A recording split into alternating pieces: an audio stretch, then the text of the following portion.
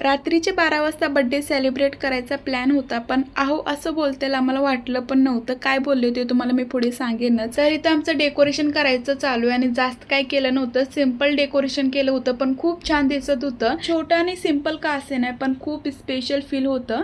तर भाऊचीनं तिन्ही पण मुलं आली होती पुण्यावरून, सो मग त्यांचाच प्लॅन होता रात्री 12 वाजता सेलिब्रेट करायचा. डेकोरेशन हे सगळं करून झालं, पण आता ह्यांना उठवणार कोण, कारण त्यांची झोप मोड झाली ना तर त्यांना अजिबात आवडत नाही. तर हे सगळे बोलत होते की तुम्हीच जावं, पण मी ह्या सगळ्यांनाच पाठवलं की तुम्हीच उठवा. तर त्यांना उठवायला गेलो आणि ते बोलले की आता झोपा, उद्या सेलिब्रेट करू. आणि खूप टेन्शन आलं होतं की आता हे उठतात का नाही, सेलिब्रेट करतात का नाही. सो मग त्यांनी शेवटी उठले आणि खूप छान असं मी सेलिब्रेट केलं. फोटो काढले, व्हिडिओज काढले. खरंच त्यांना खूप छान वाटत होतं. तर नम्रता आणि शांतिराजने 2 केक आणले होते आणि आम्हाला दुसऱ्या दिवशी फिरायला पण जायचं होतं. सो इथं आमचं केक खायचं चालू आहे, पण आम्हाला काही संपलं नाही. सो दुसऱ्या दिवशी आम्ही गाडीत पण खाल्ला.